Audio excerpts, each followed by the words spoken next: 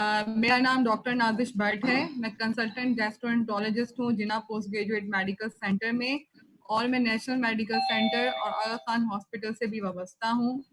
मैं Pakistan GI and liver disease society की general secretary हूँ और पाकिस्तान सोसाइटी ऑफ गैस्ट्रोएंटरोलॉजी की पब्लिकेशन सेक्रेटरी भी हूँ।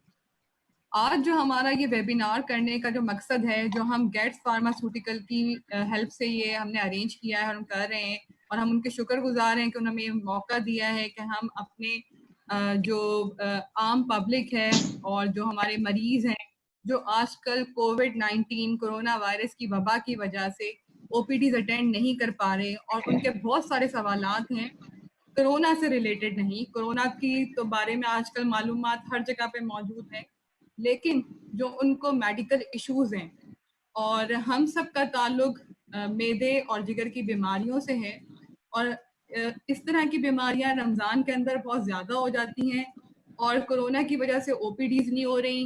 जनरल पब्लिक को डॉक्टर से मिलने का इतना टाइम नहीं मिल रहा। इसीलिए हमने आज ये वेबिनार अरेंज किया है ताकि हम अपने मरीजों के जो आम सवालात हैं रमज़ान, मैदे की बीमारियां और जिगर की बीमारियों से मुतालिक उसके आपको जवाबात दे सकें, और आपके जवाबात भी हम लेंगे जो आप हमें मैसेज कर सकते हैं। हमारे साथ इस पैनल में कराची के बहुत रिनाउंड गैस्ट्रोएंटरोलॉजिस्ट मौजूद हैं और जिनका ताल्लुक हमारी Pakistan GI liver disease society से भी है और पाकिस्तान सोसाइटी ऑफ गैस्ट्रोएंटरोलॉजी से भी है। प्रोफेसर अमानुल्लाह अब्बासी दाओ ओझा कैंपस में मेडिसिन के प्रोफेसर हैं और मैदे और जिगर की बीमारियों के माहिर इमराज भी हैं। Doctor Hafizullah Sheikh assistant professor हैं Dow university of health sciences में, इनका ताल्लुक भी गैस्ट्रोएंटरोलॉजी डिपार्टमेंट से है। डॉक्टर लुबना कमानी एसोसिएट प्रोफेसर हैं लियाकत नेशनल हॉस्पिटल में, और वो एक मारूफ गैस्ट्रोएंटरोलॉजिस्ट हैं हमारी कराची की। Doctor Shahid Ahmed associate professor हैं और उनका दारुल सेहत हॉस्पिटल से ताल्लुक है। वो भी मैदे और जिगर के बीमारियों के माहिर एक्सपर्ट हैं। तो हम अपना प्रोग्राम स्टार्ट करते हैं। Welcome you all in this webinar. इसमें मुख्तलिफ कुछ सवालात हैं जो आम लोग जिसका जवाबात जानना चाहते हैं, वो मैं आपसे सब पूछूंगी, और हम अपने इस वेबिनार का जो फर्स्ट क्वेश्चन है वो प्रोफेसर अमानुल्लाह अब्बासी से लेते हैं। कैसे हैं प्रोफेसर साहब आप? अल्हम्दुलिल्लाह। अच्छा, काफी सारे मरीज जो हमारे पास आते हैं और जो लोगों का एक बहुत सवाल होता है कि क्या वो अगर उनको सीने की जलन की बीमारी है या मैदे में तेजाबियत की बीमारी है तो क्या वो रोजा रख सकते हैं? आपका इसमें क्या कहना है? बिस्मिल्लाहिर्रहमानिर्रहीम। प्यारे दोस्तों और मेरी प्यारी पब्लिक, जिसमें मेल और फीमेल हजरात होंगे, सबको मेरा अस्सलाम वालेकुम। और सबके लिए दुआ है कि अल्लाह पाक इस कोविड-19 से हमें जल्द से जल्द छुटकारा दे। और ये चीज़ें मद्देनज़र रखते हुए कि लोग हमें अप्रोच कैसे करें, ये हमने वेबिनार गेट्स फार्मा के थ्रू जो अरेंज करा है, हम उसके भी शुक्रगुजार हैं। तो सवाल जो आपने पूछा ये बहुत इम्पोर्टेंट सवाल है कि एसिड रिफ्लक्स अगर है और उसमें रोज़े रखे जा सकते हैं या रोज़े रखने से उसमें कोई फ़र्क पड़ेगा। पहली बात ये है कि इससे जो एसिड रिफ्लक्स है रोज़े रखने से उल्टा बेहतर होगा। और दूसरी बात ये है कि अगर किसी को ऑलरेडी एसिड रिफ्लक्स है तो पहले वो अपनी मर्ज़ की तशख़ीस भी करा ले कि उसको एसिड रिफ्लक्स है क्यों। उसमें काफ़ी वजूहात हैं। उसका लोअर इसोफेजियल स्फिंक्टर लूज है, या अंदर हाइपर एसिडिटी ज़्यादा है, या वो ओबीस पर्सन है, या उसके डाइटरी हैबिट्स में इशू है। अगर जो रोज़े रखेंगे जब वो, तो उससे उनको इंशाअल्लाह अल अज़ीज़ फ़ायदा ही होगा, क्योंकि जब फास्टिंग की जाती है, रोज़ा रखा जाता है, तो स्टमक स्टिमुलेंट तो होते ही नहीं है, तो हाइड्रोक्लोरिक एसिड रिलीज जो है वो सप्रेस हो जाएगा और ओवरऑल एसिड रिफ्लक्स में फ़ायदा ही होगा, बल्कि हम बहुत सारा फ़ायदा होगा। सॉरी टू इंटरप्ट यू, ये हम अपने जनरल पब्लिक के लिए प्रोग्राम कर रहे हैं, तो आप सबसे रिक्वेस्ट है कि आप इसमें मेडिकल टर्मिनोलॉजीज कम इस्तेमाल करें और ऐसी लैंग्वेज बोलें कि जो आम पब्लिक उसको जल्दी अंडरस्टैंड कर सके। मतलब तो कहने का ये है कि रोजे से जो है ये जो तेजाबियत बढ़ती है, जो सीने में जलन होती है, वो रोजे रखने से बेहतर होगी। और अगर ऑलरेडी उनको ये बीमारी मौजूद है तो थोड़ी पहले तशखीस करानी चाहिए। मगर रोज़ा जो है वो कंट्राइंडिकेशन, मतलब ऐसा नहीं है कि वो बंदा रोज़े न रखे। सीने के जलन वाले लोग अगर रोज़ा रखेंगे तो उनको फ़ायदा ही होगा। चलें, शुक्रिया। हम अपना अगला क्वेश्चन जो है वो मैं डॉक्टर शाहिद अहमद से लेना चाहूँगी। एक बहुत ही कॉमन क्वेश्चन है लोगों का रमज़ान के अंदर कि हम अपनी एसिडिटी, मैदे की तेज़ाबियत, इसको कैसे कंट्रोल कर सकते हैं रमज़ान में? अच्छा, डॉक्टर शुक्रिया शाहिद। नाजिश। जी, शुक्रिया नाजिश। सबसे पहले तो अल्लाह से दुआ है कि अल्लाह ताला हम सबको इस मूजी बीमारी जो कि कोविड-19 इस वक्त माशरे में, उससे हम सबको अपने हिफ्ज़-ओ-अमान में रखे और महफूज रखे। आमीन। अच्छा, आमीन। दूसरा, आपके सवाल के रमज़ान के अंदर एसिडिटी को कैसे कंट्रोल किया जा सकता है रोज़े के दौरान?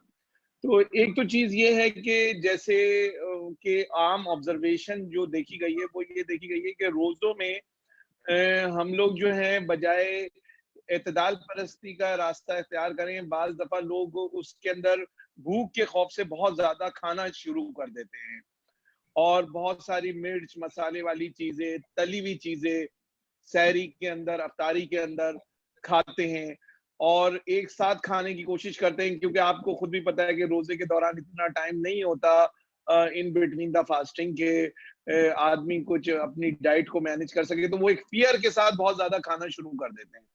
तो एक तो चीज़ यही है कि जो है ना, अपनी डाइट को प्रॉपर्ली केयर करें, टेक केयर करें इस तरीके से कि जो दूध का इस्तेमाल, दही का इस्तेमाल अपनी डाइट में बढ़ाएं, बहुत ज्यादा तरी हुई और मिर्चों वाली चीजें अवॉइड करें। अफ्तारी में कोशिश करें कि ये पकोड़े, फुल्कियां ये कम से कम लें। इससे जो एसिडिटी की फॉर्मेशन है वो कंट्रोल होती है। और इन बिटवीन जो हमारे पास जो रोजे के दरमियान का टाइम होता है, हम उसमें कोशिश करें कि 5, 10, 15 मिनट की डेली वॉक करें, जिससे कि हमारी जो गैस्ट्रोइंटेस्टाइनल एक्टिविटी है वो और अंडर कंट्रोल रहे। तो मेरा ख्याल है कि अगर हम ये चीज़ों का एहतियात करें, बहुत ज़्यादा तली हुई और मिर्चों वाली चीज़ें और दही वगैरह का और दूध का इस्तेमाल करें रोज़ों के दरमियान, तो इंशाल्लाह ये सिम्पटम्स जो हैं बहुत ज़्यादा इम्प्रूवमेंट की साइड पे होंगे और पेशेंट को काफ़ी ठीक है, थैंक यू। महसूस होगी। डॉक्टर लुबना से हम अपना नेक्स्ट क्वेश्चन लेंगे। पेशेंट बहुत ज़्यादा परेशान हो जाते हैं और अक्सर रमज़ान से पहले वो हॉस्पिटल में आके विजिट भी करते हैं डॉक्टरों से ये मालूमात हासिल करने के लिए कि जो उनकी मैदे की दवाएं चल रही हैं या जिगर की बीमारी की दवाएं चल रही हैं वो उनको रमज़ान में किस तरह लेनी है।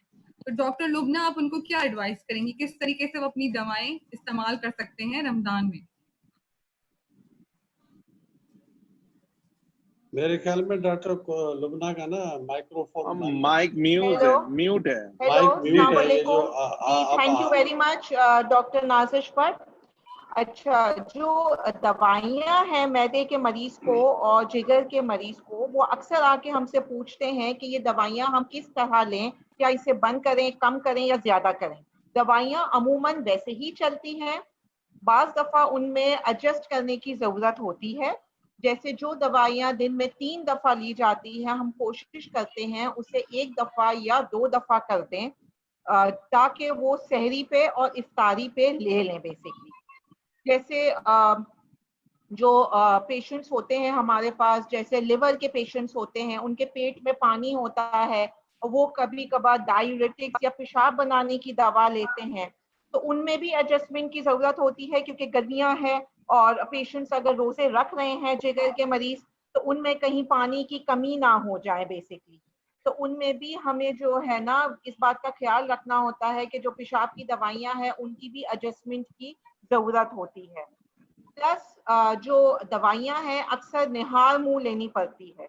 तो जो सहरी का मसला तो नहीं होता क्योंकि वो सहरी करने से पहले वो दवा ले लेते हैं, लेकिन इफ्तारी में फिर हम यही कहते हैं कि आप जो है पानी या शरबत के साथ दवा ले लें और फिर रोजा खोल के और फिर खजूर के साथ और फिर 5-10 मिनट के बाद आप जो है ना इफ्तारी करें। तो दवाइयों को थोड़ी सी एडजस्टमेंट की जरूरत होती है। मेरा मशवरा यही है कि प्लीज आप अपनी दवाइयाँ रोके नहीं, क्योंकि ये बहुत इम्पोर्टेंट बीमारी है बहुत अगर आप खुद से अपनी दवाइयाँ रोकेंगे तो आपको मसले मसाइल हो सकते हैं। खुद से आप एडजस्ट भी ना करें क्योंकि इसके डोजेजेस होते हैं, तो आप या तो डॉक्टर से मशवरा करें। और आज का वेबिनार करवाने का मकसद भी यही है कि हम इन सवालों का जवाब दे सकें, क्योंकि बहुत सारे लोग हमारे पास ओपीडी में नहीं आ सकते। तो दवाइयों को एडजस्टमेंट की जरूरत होती है, उन्हें बंद नहीं किया जाता रमजान में। अच्छा डॉक्टर लुबना, आपसे एक क्वेश्चन है। ये तो आपने जिगर की बीमारियों के बारे में बताया, मैदे की तेजाबियत की दवाइयाँ किस टाइम पे खानी चाहिए? और जो एंट एसिड्स होते हैं, लाइक जैसे कुछ टर्म्स आते हैं और सिरप्स आते हैं, तो इनका इस्तेमाल रमजान में कितना करना चाहिए और कैसे करना है? अच्छा, तेजाबियत क्योंकि रमज़ान में जैसे डॉक्टर शाहिद ने और डॉक्टर अमानुल्लाह ने बताया काफ़ी ज़्यादा हो जाता है, क्योंकि हम बहुत ज़्यादा तली हुई चीज़ें खाते हैं। तो जिन लोगों को तेजाबियत नहीं भी होती, अक्सर देखा गया है कि उनको रमज़ान में तेजाबियत शुरू हो जाती है, और जिनको होती है उनकी तेजाबियत में इंक्रीज हो जाती है वो। तो दवाइयाँ, जैसे मैंने कहा है कि खाने से पहले अमूमन खाली पेट ली जाती है तेजाबियत की दवा। तो सहरी में आप जो है वो सहरी करने से पहले वो दवा ले लें। अगर आपको दिन में 2 दफा लेने की जरूरत है तो आप इफ्तारी पे लेंगे। एंट एसिड्स है, जैसे बहुत सारे मार्केट्स में अवेलेबल होते हैं सिरप के फॉर्म में, वो भी आप सहरी पे इफ्तारी पे, अगर आपको रात को इशा की नमाज के बाद भी जरूरत पड़ती है तो आप ले सकते हैं। लेकिन एडवाइस यही है कि बहुत लेट आप खाना ना खाएं, क्योंकि उससे तेजाबियत आपकी पूरी रात रहेगी। तो आप जो खाना भी है वो आप इशा तक खा लें, वैसे उसके बाद कोशिश करें कि रात को मजीद खाना ना खाएं। शुक्रिया। नेक्स्ट क्वेश्चन हम अपने लेंगे डॉक्टर हफीजुल्लाह शेख साहब से। डॉक्टर हफीजुल्लाह, आप इस बात पर रोशनी डालना चाहेंगे कि कुछ लोगों का ख्याल है कि उनकी तजाबियत रोज़ा रखने से बढ़ जाती है, या फिर इंटरमिटेंट फास्टिंग, जो लोग कभी रोज़ा रखते हैं फिर नहीं रखते, क्या उससे जो तजाबियत है वो इम्प्रूव होती है, ठीक होती है, या बढ़ जाती है? इस पे आपका क्या ख्याल है? अच्छा, अस्सलाम वालेकुम, बिस्मिल्लाहिर्रहमानिर्रहीम, अस्सलाम वालेकुम। अच्छा, मेरा ये है कि एसिडिटी से तेजाबियत इतनी ज्यादा नहीं होती। आपको बेसिकली अपना लाइफस्टाइल मॉडिफिकेशन इंप्रूव करना है। जैसे आपको ना अवॉइड ओवर ईटिंग, आपको ज्यादा नहीं खाना है, और जो चीज भी खानी है स्लोली स्लोली आहिस्ता खाना है। हम लोग देखते हैं अक्सर औकात मरीज या कोई भी इफ्तार पे इतना खा लेता है कि ऐसे समझता है कि दोबारा खाना ही नहीं है। और दूसरा, आपको जो ऑयल इंटेक है, घी तो बिल्कुल नहीं लेना है, ऑयल इंटेक बहुत कम करना है। फ्राइड फूड्स वो और स्पाइसी ये आपको बहुत कम लेना है। आपको सिट्रस जो चीजें होती है जैसे लेमन है, ग्रेप फ्रूट्स वगैरह है, ये चीजें आपको अवॉइड करनी है। और आपको जो है ना थोड़ा सा वॉक करना है, चहलकदमी करनी है। और जब आपको रात को सोते हैं तो अपना सराहना ऊपर करके सोएं। खाना खाने के दरमियान और सोने के बीच में भी फर्क करें आप ना, एटलीस्ट 2 to 3 आवर्स का, उससे आपकी इम्प्रूव हो जाती है एसिडिटी। और दूसरा, मैं ड्रग्स के बारे में ये कहूंगा कि ड्रग्स आप ना बिफोर ब्रेकफास्ट, तो सहरी से पहले तो आप ले सकते हैं, और बिफोर डिनर, या जैसे डॉक्टर लुबना ने कहा कि आप अफ्तार के वक्त ले लें। मगर आजकल एक दवा आई हुई है डेक्सलेंसोप्राजोल, उसका इफेक्ट 24 आवर्स का होता है, और उस दवा का कोई मील से कोई रिलेशनशिप नहीं होता। तो वो आप ना इन बिटवीन बिफोर और आफ्टर मील ले सकते हैं, और उसका इफेक्ट लॉन्ग टर्म होता है। और किसी को अगर नॉक्टर्नल रात को भी एसिड रिफ्लक्स होता है तो हम उसमें H2 ब्लॉकर भी ऐड कर सकते हैं। Thank you. तो आप सब लोग सब माहिरीन की डिस्कशन सुन रहे हैं, जिसमें कुछ बातें तो बहुत क्लियरली आप सबको अभी तक वाजे हो गई होंगी कि आपने रमज़ान में ओवर ईटिंग नहीं करनी, और ख़ास तौर पे जो तली हुई चीज़ें हैं जो हम सबको बहुत पसंद हैं, पकोड़े, समोसे और ये सब चीज़ें, इन सबको हमने अवॉइड करना है। हमने फ्रूट्स का इस्तेमाल और फ्रेश चीज़ों का इस्तेमाल ज़्यादा से ज़्यादा करना है, और दूध, दही, dairy products they are very good, बहुत अच्छे हैं रमज़ान के लिए, इनको आपने इस्तेमाल ज़्यादा करना है। अब हम अपना जो नेक्स्ट क्वेश्चन है वो फिर डॉक्टर अमानुल्लाह अब्बासी से लेंगे। और डॉक्टर अमानुल्लाह अब्बासी से हमारा नेक्स्ट क्वेश्चन ये है कि काफ़ी सारे लोग परेशान रहते हैं कि रमज़ान में उन्हें कॉन्स्टिपेशन, कब्ज़ की शिकायत हो जाती है। तो इस पर आपका क्या ख्याल है? आप उन्हें क्या एडवाइस करेंगे, आम पब्लिक को और या आम लोगों को क्या करना चाहिए जिससे उनको कब्ज़ की शिकायत ना हो? डॉक्टर अमानुल्लाह। जी जी, बिस्मिल्लाहिर्रहमानिर्रहीम। अच्छा, इसमें ये है कि एक जो बंदे जो रोज़े रखते हैं और जो कब्ज़ की शिकायत करते हैं, एक्चुअल रोज़ा डायरेक्ट कोई कब्ज़ नहीं करता। ये तो बिल्कुल एक मैं समझता हूँ कि गलत कंसेप्ट है। उल्टा ये मैं आपको इतना गाइड कर सकता हूँ कि रोज़ा रखने से जो जीआईटी है आपका वो रिपेयर होता है। जीआईटी के अंदर जो नेचुरल इम्यूनिटी है गैस्ट्रोइंटेस्टाइनल यानी पूरा जीआईटी से मुराद ये है कि मैदा है आपका, आपकी खाने की नाली है, आपका बड़ी आंत है, आपकी छोटी आंत है, ये पूरा जो भी सिस्टम है ये आपका रिपेयर हो रहा होता है। इसके अंदर इसकी इम्यूनिटी भी इम्प्रूव हो रही होती है। और बड़ी बात यह है कि जो वियर टीयर इफेक्ट्स हैं उसमें, और जो वियर टीयर से मुराद ये है कि अंदर जो पुराने हमारे जो खलिए होते हैं वो सारे शेड अप होते हैं, नए खलिए डेवलप होते हैं। बल्कि मैं इतना भी कह सकता हूँ कि रोज़े रखने से कॉन्स्टिपेशन नहीं बल्कि आपका जो पूरा जो निज़ाम हाजमा है वो पूरा दुरुस्त हो जाता है और आपकी ये चीज़ें ठीक हो जाती है। दूसरी बात कि रोज़े में आप वो डाइट इस्तेमाल न करें जो कब्ज़ का सबब बने। मसलन कि अगर आप गोश्त का इस्तेमाल ज़्यादा कर रहे हैं और उसके साथ आप फाइबर डाइट यानी सलाद वगैरह का इस्तेमाल नहीं कर रहे हैं और उस वक्त आप सहरी के टाइम पे पानी का सही इस्तेमाल नहीं कर रहे हैं और ऐसी चीज़ें खा रहे हैं जिससे कब्ज़ ज़्यादा हो, तो उन चीज़ों से आपको अवॉइड करना पड़ेगा। और दूसरी बात, जैसे डॉक्टर शाहिद साहब कह रहे थे कि भाई जब आप सहरी पे भी खाएं तो कुछ चहलकदमी करें, कुछ वॉक करें, इससे भी बहुत फर्क पड़ता है। और दूसरी जो अहम बात है वो ये है कि रोजे से इंसान का जो डिप्रेशन, जो स्ट्रेस है वो भी कम होता है। अमूमन स्ट्रेस से भी कॉन्स्टिपेशन होती है। तो जो न्यूरॉन्स है हमारे, उनके अंदर जो हमारे बेस्ट न्यूरॉन्स कहलाते हैं उनकी क्वांटिटी फास्टिंग करने से बढ़ती है और जो बेड हमारे न्यूरोट्रांसमीटर्स हैं उनकी क्वांटिटी कम होती है। तो आपको पता है कि जो हमारा निज़ाम हजम है उसका ताल्लुक सीधा दिमाग के साथ है, तो जो नर्व्स हैं हमारी उनके साथ बिल्कुल सीधी सीधी जुड़ी हुई है। तो रोजे से फायदा होता है कि कब्ज रोजे से नहीं होता, कब्ज का कोई और सबब हो सकता है। हाँ, अलबत्ता जो आप खाना इस्तेमाल कर रहे हैं, जो खुराक में चीजें आप इस्तेमाल कर रहे हैं, उनका सही का इस्तेमाल होना चाहिए। ये अहम और बहुत जरूरी है। अच्छा, तो डॉक्टर अमानुल्लाह ने हमें ये बताया कि रमज़ान में कब्ज़ उसी सूरत हाल में होगी जब आप जो है खाने में कुछ चीज़ों का इस्तेमाल ज़्यादा कर रहे होंगे, जैसे गोश्त का इस्तेमाल ज़्यादा करें और आप वेजिटेबल्स और फ्रूट्स का इस्तेमाल ज़्यादा नहीं करें, तो अपने अपना फाइबर इंटेक जो है वो बढ़ाना है। डॉक्टर लुबना के लिए क्वेश्चन आया है, ये मिस्टर लियाकत अब्रो ने किया है हमारे पेज के ऊपर, और उनका क्वेश्चन है डॉक्टर लुबना से कि सिरोसिस का पेशेंट क्या रोजा रख सकता है अगर वो डायबिटिक्स भी ले रहा हो? डॉक्टर लुबना, आपका इस पर क्या कहना है? अस्सलाम वालेकुम। ये बहुत वैलिड क्वेश्चन है और बहुत ही इम्पोर्टेंट और ज़रूरी क्वेश्चन है। सिरोसिस डिपेंड करता है कि किस स्टेज पे सिरोसिस है। अगर अर्ली सिरोसिस है तो वो रख सकता है रोज़ा, लेकिन जो भी डॉक्टर उनको देख रहे हैं उनको मशवरे के साथ रखना है कि वो क्या क्या दवाइयाँ ले रहे हैं। लेकिन अगर एडवांस सिरोसिस है, जैसे पेट में बार बार पानी भर रहा है जिसको नीडल के जरिए हमें निकालना है, अगर किसी को पिछले दिनों कोई खून की उल्टी हुई है जिसकी वजह से उनको कई दफा एंडोस्कोपी की जरूरत पड़ी है, या जिसको बेहोशी के झटके आ रहे हैं, या खुदा ना करे उनकी डिजीज इतनी एडवांस है कि लिवर कैंसर डेवलप हो गया है, तो उसमें फिर हम कहते हैं क्योंकि वो पेचीदगियां बहुत ज्यादा हो गई है कि आप रोजे ना रखें, क्योंकि वो बहुत सारी दवाइयों भी लेनी पड़ रही हैं, प्लस उनमें जिगर के जब एडवांस डिजीज होती है तो उसमें शुगर लो होने का भी खतरा होता है, तो उनको वक्फे वक्फे से खाने की भी जरूरत होती है।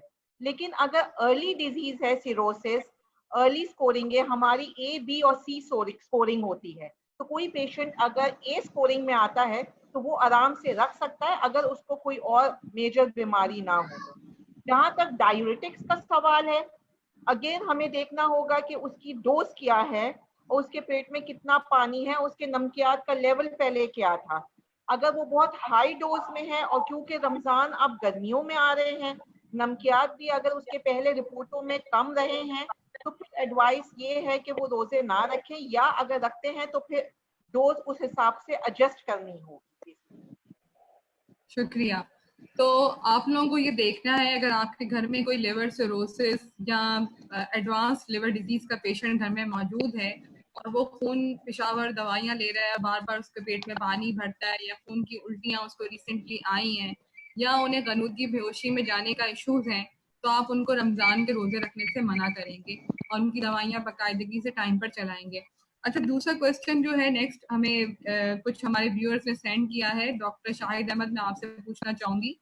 वो क्वेश्चन ये है कि मिस्टर अब्दुल रहमान ने पूछा है कि उनको बेल्चिंग, गैस वगैरह का बहुत ज्यादा फील होता है रमजान के अंदर और सीने में जलन, तो इसके लिए उनको क्या करना चाहिए रमजान में, और उनका ये भर जाता है रमजान में, वो किस तरह मैनेज करें अपने इस प्रॉब्लम को? एक तो देखिए, पिछली दफा जो आपने मुझसे क्वेश्चन पूछा था उसी की कंटिन्यूएशन में है ये जवाब, कि एक तो बहुत ज्यादा ओवर ईटिंग अवॉइड करें।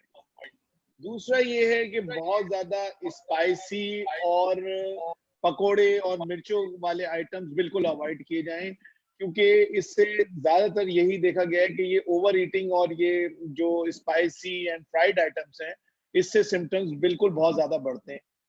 तीसरी चीज जो आपको बताई गई थी वो यही था कि वॉक का इस्तेमाल, यानी वॉक करने अगर जितना पॉसिबल हो सके, सहरी से पहले, इफ्तारी के बाद।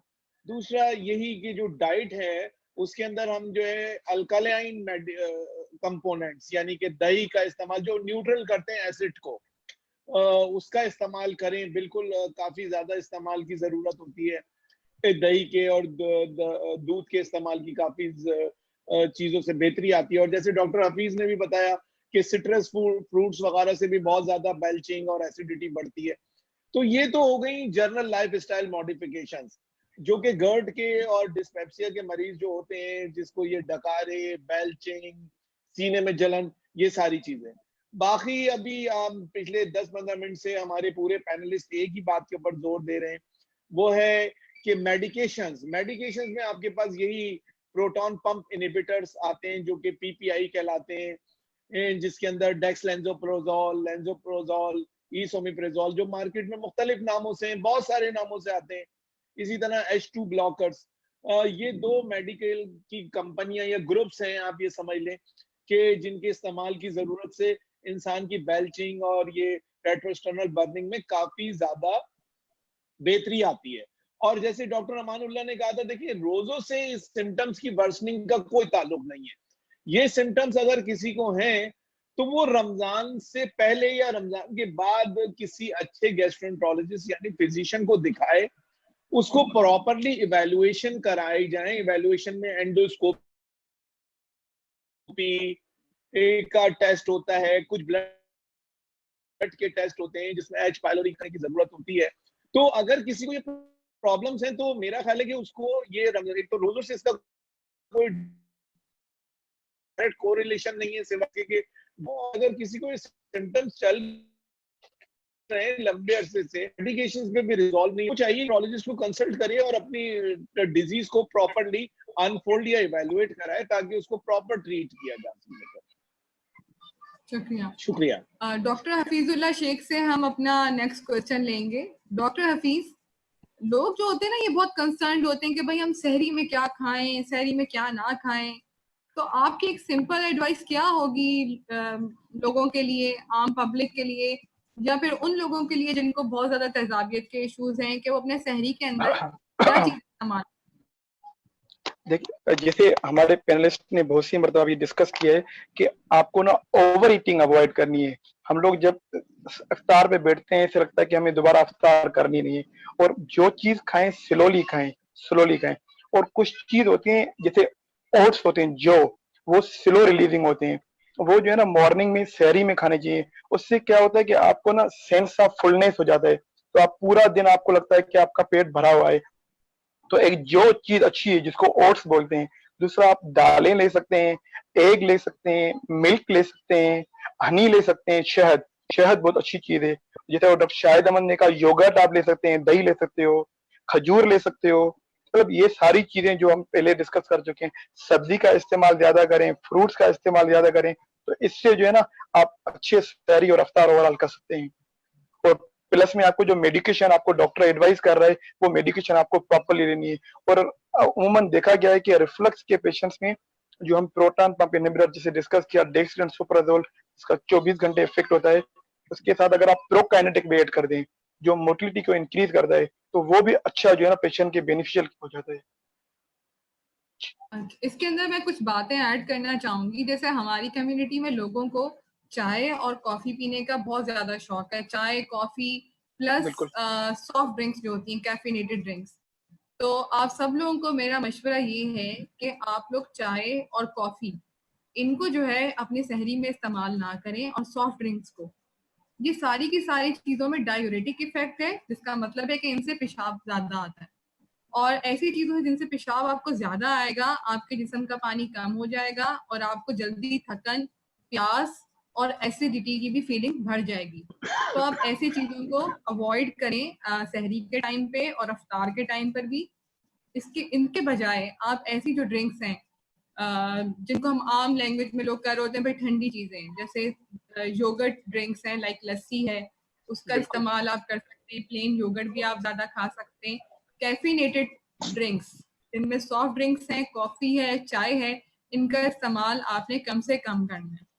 अच्छा, इसके बाद हम अपना एक और भी जो क्वेश्चन है वो लेना चाहेंगे डॉक्टर अमानुल्लाह अब्बासी से। कि ये कुछ क्वेश्चन पेशेंट्स पूछते हैं कि भाई हमें जो है हेपेटाइटिस बी और सी की हम दवाएं खा रहे हैं, तो हम क्या रमजान के रोजे रख सकते हैं? और रमजान इस दौरान दवाइयां जो हम खा रहे हैं हेपेटाइटिस बी और सी की, क्या हमें कोई अलग से डाइट प्लान फॉलो करना है? तो हम रमजान में कैसे इस्तेमाल करेंगे चीजें? डॉक्टर अमानुल्लाह अब्बासी। बहुत शुक्रिया डॉक्टर नाजिश। ये बहुत ज़बरदस्त और बहुत कॉमन एक सवाल है जो पब्लिक हमसे करती है और करना भी चाहिए उनके इल्म में इजाफे के लिए। पहली बात ये है कि जो एंटीवायरल दवाइयां हैं यानी हेपेटाइटिस बी के लिए या सी के लिए, वो दवाइयां रोज़ों में बंद करने का तो सवाल ही नहीं, और वो दवाइयां चलती रहेंगी, रोज़े भी चलते रहेंगे। उन दवाइयां खाने की वजह से रोज़े पे कोई असर नहीं है और जिगर पे कोई असर नहीं है। उल्टा मैं आपको इतना भी गाइड कर सकता हूँ, बता सकता हूँ कि रोजा प्लस दवाइयां अगर दोनों मिल गए तो उनकी बीमारी जल्दी खत्म हो जाएगी। अब वो क्यों, उसके पीछे क्या राज है? उसके पीछे ये राज है कि जब आप रोजा भी रखते हैं तो रोजे के अंदर आपके जिस्म में कुव्वत मुदाफियत बढ़ती है, और उसमें आपके जो जिस्म में नेचुरल इंटरफेरेंस हैं यानी कुदरती जो इंटरफेरेंस, जो हम दवाई एंटीवायरल ले रहे हैं, और पहले दौर में आपको पता होगा कि हम इंटरफेरॉन लगाते थे, अल्फा इंटरफेरॉन, जो अभी बॉडी के अंदर इटसेल्फ एक अल्फा इंटरफेरॉन होते हैं, गामा इंटरफेरॉन भी होते हैं जिनकी क्वांटिटी बढ़ती है। और ये इंटरफेरॉन जो है ये एंटीवायरल यानी वायरस को मारने की सलाहियत रखते हैं। तो उधर से अगर एंटीवायरल ड्रग्स भी चलेंगे और प्लस रोजा भी होगा, तो मैं इसको इस लफ्जों में ऐसे कह सकता हूँ कि एक सोने पे सुहागे की बात हो जाएगी, बल्कि बहुत जबरदस्त फायदा होगा और मरीज जल्दी सेहतयाब हो जाएगा। तो मेरा अर्ज ये है कि हेपेटाइटिस बी की या सी की दवाई रोजों के दौरान खाई जाएगी। रोजे पे कोई असर नहीं है, दवाइयों पे कोई असर नहीं है, उल्टा हमें अल्लाह रब्बुल इज्जत की तरफ से इसमें फवायद ज्यादा है, नुकसान कोई भी नहीं। शुक्रिया बहुत बहुत। डॉक्टर शाहिद से मैं अपना नेक्स्ट क्वेश्चन करूंगी। ये वो क्वेश्चन है जो कि हर दफा रमजान में आके लोग मुझसे बोलते हैं मरीज मेरे। वो ये कि वो कहते हैं कि हम तरावी में जाते हैं या हम रोजा खोलने के बाद, अफ्तार करने के बाद हमारे पेट में इतनी गैस भर जाती है जो जब हम सजदा करने लगते हैं तो हमें घबराहट में आ जाते हैं, हमारी तरावी में हमारा वजू बार बार टूट जाता है। तो डॉक्टर शाहिद, ये एक बड़ा कॉमन मसला है जो आके लोग हमसे पूछते हैं और हम इसको यहाँ पे ओपनली डिस्कस करेंगे। इसके लिए क्या किया जाए, किस तरीके से वो इन सिम्टम से बच सकते हैं? आपका क्या कहना है? जी बिल्कुल, आप बिल्कुल सही कह रही हैं कि यही होता है। और इसके गैस भरने की या वजू टूटने की जो वजूहात हैं वो हम वही है, पकोड़े, बेसन, चने, ये जो फुल गैस जो थी है, और इसमें कोई डाउट नहीं है फिर आपने मेंशन किया ये जो कोल्ड ड्रिंक्स वगैरह लोग बहुत ज्यादा रोजों के अंदर इस्तेमाल करते हैं, इससे भी ये गैस के होने के बेइंतहा चांसेस होते हैं। तो फार्मूला तो यही है कि आप जो है, जैसे मिसाल के तौर पे अगर आप मुझसे पूछें कि बेस्ट अफ्तारी क्या होगी, अगर आप एज ए गैस्ट्रोएंटरोलॉजिस्ट आप मुझसे पूछें, तो मेरा जवाब सिर्फ एक है, वो ये है कि आप जो है वो अपनी अफ्तारी के अंदर बहुत ज्यादा जो है ये फ्रूट्स का इस्तेमाल करें। फ्रूट्स का इस्तेमाल से एक तो ये गैसेस वगैरह की भी जो मिकदार है वो इतनी ज्यादा नहीं प्रोड्यूस होती, एक चीज। दूसरा ये है कि ये एसिडिटी को भी न्यूट्रलाइज करते हैं, बहुत ज्यादा तेजी से इफेक्ट डालते हैं। और इसके अलावा ये जो गैस फॉर्मिंग जो सब्सटेंसेस हैं, इससे भी आप अवॉइड हो जाते हैं। तो अगर आप फ्रूट्स का इस्तेमाल ज्यादा करें, जूसेस का, और स्पेशली पानी वगैरह का इस्तेमाल अपनी डाइट में ज्यादा रखें, तो मेरा नहीं ख्याल कि आपको गैस इतनी ज्यादा होगी। और ज्यादातर जो मैंने ऑब्जर्व किया, ये मैं जाहिर है as a doctor we are the humans as well, first we are human, पहले हम इंसान हैं फिर डॉक्टर हैं। तो मैंने अपने केस में खुद भी पर्सनली ये देखा है कि अगर मैं बहुत ज्यादा ओवर ईटिंग के बाद, मिसाल के तौर पर बहुत ज्यादा खाने के बाद, पकोड़े और ये सारी चीजें खाने के बाद अगर तराबियां या नमाज के लिए जाऊं, तो नहीं पॉसिबल होता कि तराबियां पढ़ सकें या कंप्लीटली तरीके के साथ नमाज अदा की जा सके। लेकिन अगर हम अवॉइड करें और बहुत ज्यादा एक्सेसिव मील को अवॉइड करें, जूसेस फ्रूट्स वगैरह को ज्यादा खा के जाएं, तो डेफिनेटली एक तो फीलिंग भी कंफर्टेबल होती है, इंसान खुद भी हल्का महसूस करता है, और गैस भी नहीं इतनी डेवलप होती। ये है मेरी सजेशंस तो यही है। डॉक्टर लुबना, आपसे हम एक क्वेश्चन लेंगे। ये क्वेश्चन हमारे व्यूअर ने हमसे पूछा है। इनका नाम जो है वो है मलिक शहजाद। ये कह रहे हैं कि अगर एक पेशेंट है, उसको किडनी का भी इशू है, ब्लड प्रेशर भी है, मैदे का मसला भी है, और वो ओबीस भी है, मोटापा भी है, तो क्या वो रोजे रख सकता है? अस्सलामुअलैकुम।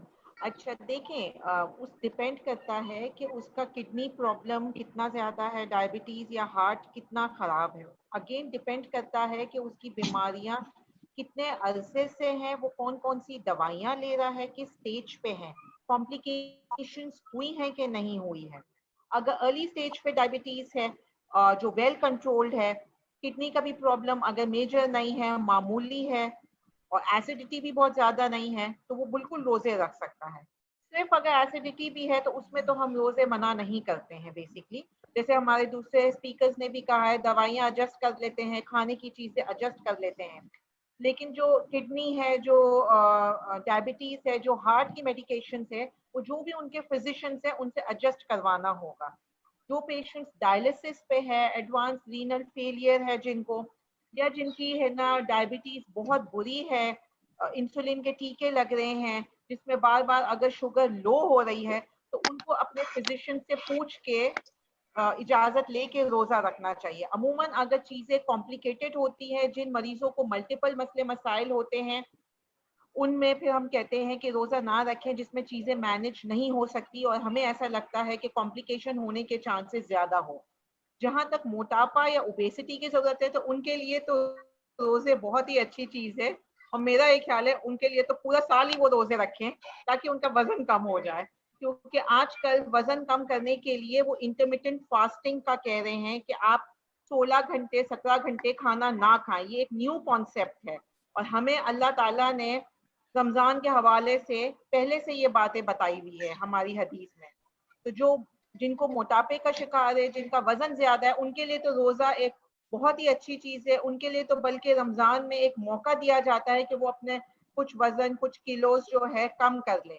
लेकिन उसमें डाइट भी इम्पोर्टेंट है। अगर आप रोजा रख रहे हैं और आप शाम को बैठ के गुलाब जामुन या कोल्ड ड्रिंक्स पी रहे हैं, तो आपका वजन कभी भी कम नहीं होगा।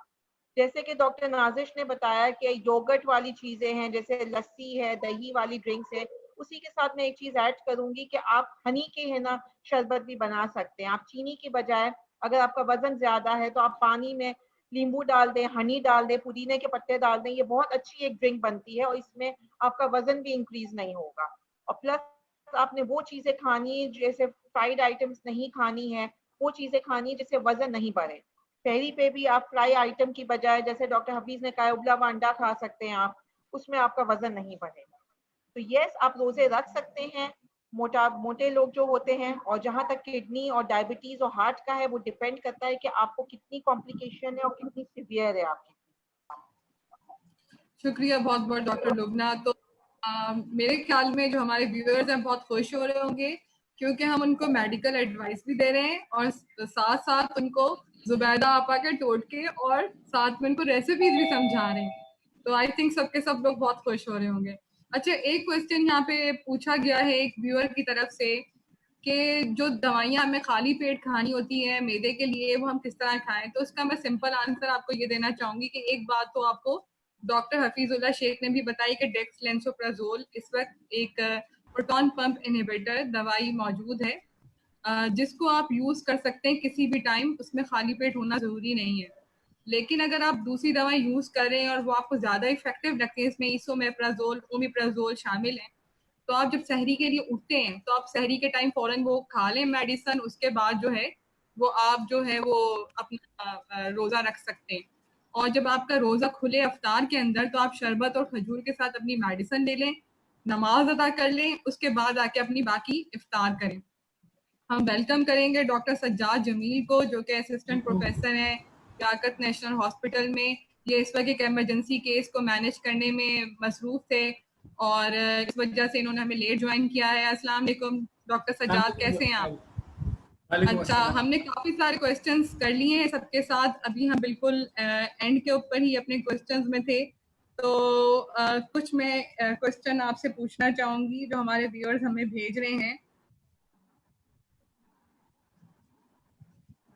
लोगों को डाइट के बारे में बहुत कंसर्न है, हम सब ने भी डाइट के बारे में बहुत सब कुछ लोगों को बताया है। अच्छा, कुछ लोगों का अगर पूछना है कि अगर उनको और भी बीमारियां हैं और साथ में कोरोना का वायरस भी हो गया है, तो आपके इसमें क्या कमेंट है? कोरोना का पेशेंट क्या रोजा रख सकता है? डॉक्टर सज्जाद।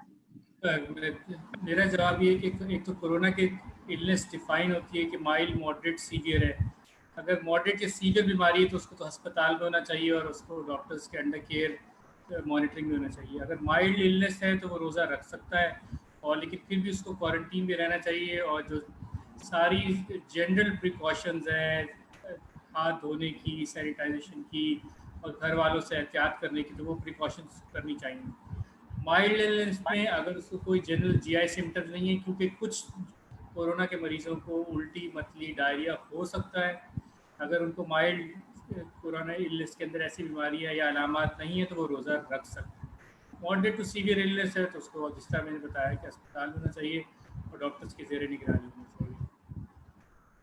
डाइट का मैं जवाब दूँ, डाइट एक बहुत बड़ा मुश्किल सवाल है और डाइट का there is no perfect diet, कोई भी परफेक्ट डाइट नहीं होती है। अगर किसी और रमज़ान के हवाले से ये है कि अगर डायबिटिक है या ब्लड प्रेशर का मर्ज़ है तो उनकी जो जनरल प्रिकॉशन है वो तो कर सकते हैं अपनी जो डॉक्टर ने हिदायत दी है, नमक कम या शुगर का अच्छा कंट्रोल या मीठे का परहेज़ करना चाहिए। लेकिन रमज़ान में थोड़ी सी एक्स्ट्रा प्रिकॉशन होती है क्योंकि हमारे कल्चरल जो डाइट्स हैं उसमें काफ़ी चीज़ें, जिस तरह अफ्तार और सहरी में ज़्यादा मुरव्वम ग़िज़ाओं का एहतियात की जाए, वरना जो है हमारे रिफ्लक्स के मरीज़ या डिस्पेप्सिया के मरीज़ या तेज़ाबियत के मरीज़ की अलामात जनरली रमज़ान के टाइम पर ज़्यादा ख़राब हो जाती हैं या उनको दवाओं की ज़रूरत ज़्यादा पड़ती है क्योंकि उनकी एसिडिटी वाली अलामात बढ़ जाती हैं रमज़ान के दौरान। शुक्रिया डॉक्टर सज्जाद, आप अपने पेशेंट के अंदर बिजी थे, उसकी जान बचाने में आपने हमें लेट ज्वाइन किया। हमने काफ़ी कुछ डिस्कशन कर लिया है। कुछ चीज़ें मैं समराइज करना चाहूँगी कि जैसे सब हमारे जितने भी माहिरीन हैं मेदा इमराज और जिगर के, उन सब ने आपसे बताया है कि दवाइयों के एडजस्टमेंट की हमें एज सच ज़रूरत नहीं है।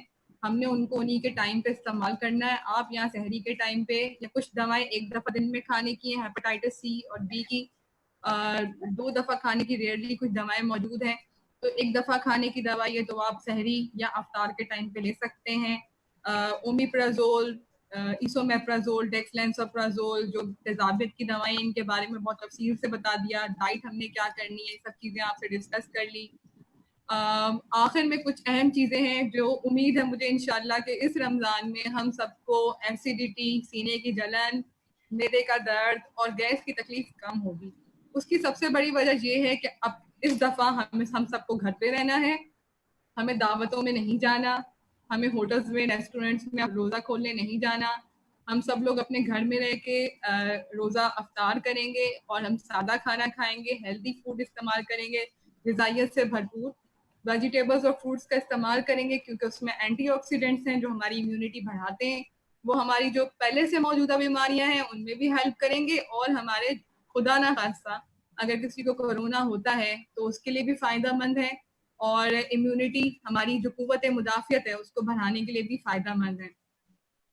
प्रोग्राम में ख़त्म करने से पहले कुछ इम्पॉर्टेंट चीज़ें जो डिस्कस करूंगी जो कोरोना की हैं, जो हमें सारा दिन नींद में भी याद रखनी है, वो ये कि हमें अपने हाथ 20 सेकंड के लिए धोने हैं साबुन के साथ। कोई स्पेशल साबुन की ज़रूरत नहीं है, हम कोई सा भी आम साबुन जो मौजूद है उससे अपने हाथों को 20 सेकंड के लिए वॉश करेंगे और छींकते वक्त हम अपना हाथ नाक कोनी में रखेंगे। अपनी इस तरह की चीज़ें जिसमें हम लोग छींक रहे हैं या खांस रहे हैं उनको प्रॉपर एक पैकेट में बंद करके डिस्कार्ड करेंगे। बिला वजह में घर से बाहर निकलना और इन सब चीज़ों को अवॉइड करेंगे। नमाज और तरावी ये सब चीज़ें हम अपने घर में भी अदा कर सकते हैं और आजकल तो ऑनलाइन नमाज और तरावी इन सब का भी अरेंजमेंट किया जा रहा है, उन सब चीज़ों को हम अडॉप्ट कर सकते हैं। इन सब चीज़ों के साथ मैं आप सबका शुक्रिया अदा करूंगी, गेट्स फार्मास्यूटिकल का शुक्रिया अदा करूंगी जिन्होंने हमारी हेल्प करी कि हमने अपना मैसेज पब्लिक के लिए दिया है। और आखिर में जो हमारी सोसाइटी के प्रेसिडेंट हैं डॉक्टर सजाद, उन्होंने काफ़ी लेट ज्वाइन किया है, उनसे मैं चाहूँगी कि चंद अल्फाज वो कोरोना और रमदान और इन सब चीज़ों के बारे में कुछ अपना बताना चाहेंगे तो बताएं हमें। शुक्रिया। तो बहुत Nazir, thank you very much.